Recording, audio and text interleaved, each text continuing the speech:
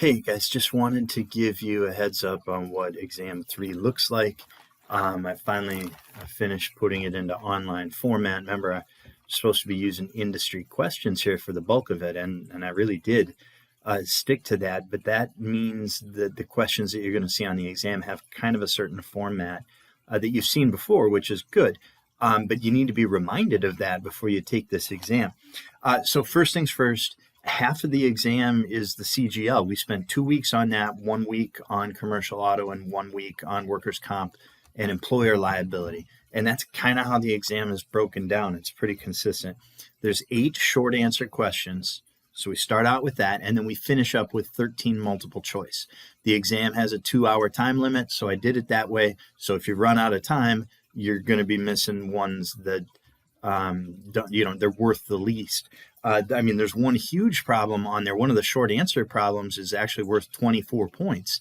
And it works real similar to what we did with the problem that I talked about in the CGL lectures. So you're going to want to make sure you have that down cold. There's another problem you can go over in the CGL policy where we're talking about limits and how those work, right? We had this occurrence and we took that from this limit, and we've got the other limit that's separate that only comes into play if we have certain types of losses. We've also got an occurrence limit that we have to pay attention to. Limits is a big part. That's 34 points on the exam in total, and 24 of it is that problem. So you want to make sure you know how to do that problem. That's critical. So go back and rewatch that if you have to, if you have any questions about how the limits work. And look at that question, that problem that you have in the book. That'll help guide you too. It's real similar. But it's stuff we've covered before. There isn't any surprise there. You just got to be ready for it. So know what's covered and what's excluded. In the CGL, what are some examples of scenarios I could create where the answer is, it's not covered? You'd want to be able to be familiar with that, and at a very minimum, at least know where you can refer to that in your books and notes, because there's a bunch of questions about that. So 24 points on that one CGL limit problem. And then there's another similar problem that I put into multiple choice format that works the same way. That's another 9 points. So, a third of the test is knowing how limits work. That's absolutely critical. You got to know that. There's another 10 points that are on there about what's covered and what's excluded. And there's a bunch of different ways you can question that. Some of it is short answer format. Some of it is multiple choice format. So 8 short answer to start with, 13 multiple choice. Each of the multiple choices worth 3 points. The short answer is kind of all over the board because we got one giant problem to deal with here. There's also a workers' compensation problem. I broke it down into 3 pieces, but in total, that work comp problem is worth 16 points. And so we did an example of that in the workers' compensation lectures. You're going to want to make sure you're familiar with that because you're going to be asked to do that. So make sure you know how to do that. You need to know the auto symbols. So pay attention to the symbols, right? And what that means. What are the differences there? There's a short answer question that asks you about the symbols. There's 2 multiple choice questions that ask you about the symbols. You need to know about the types of liability and what examples of those to recognize those. Is it premises liability? Is it operations liability? Is it completed operations liability? Or is it product liability? I'm going to give you a scenario. You got to pick the right one. There's a couple different places that comes up.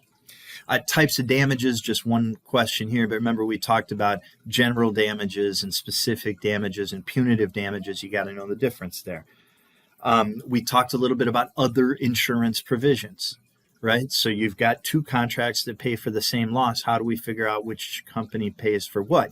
Well, that depends on the other insurance provision that's in those contracts. Is it pro rata? Is it equal shares? Or is there a primary excess function in there? You need to know how to solve the problem there. In case I give you an example of this is how the coverage is laid out on a pro rata basis, here's the loss. Who pays what? Got to be confident in your ability to do that.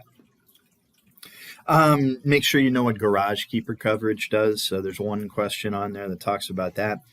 Know what experience rating is and what retrospective rating is. That came up in the workers' comp and employer liability coverage unit. Make sure you know what those are. And then speaking of, know the difference between workers' compensation and employer liability. What are some of the features that are different? I'll give you a hint. Think about the limits. That's a pretty good overview of what's on there. I mean, half the test is the problem of the CGL limits and then a workers' compensation working out, here's the classes, here's the rates, what's the premium going to be, what happens when we're audited and it's different, how is that refund calculated, and then how is a mod factor applied. We went over all of that. If that doesn't sound familiar, go back and watch it. That's okay. But make sure that you're ready before you take this exam. That's a pretty good overview. I don't want to talk forever about what's on the exam. That's enough. If you've been watching the lectures, you've been taking good notes, and you know where to find this stuff in the book, I really don't think you'll have much of a problem with this exam. This one's pretty predictable. But you are limited to 2 hours, and that means you got to be ready before you go in. So yeah, if you have any questions at all, it's not due until I think the 13th is the due date on there. It's in Canvas. So it doesn't have to be done this week, but if you've got the time and you want to get it done, that's up to you. If you have questions, let me know. I want to help. I want to see people do well here. So good luck and keep up the good work. We'll go from there.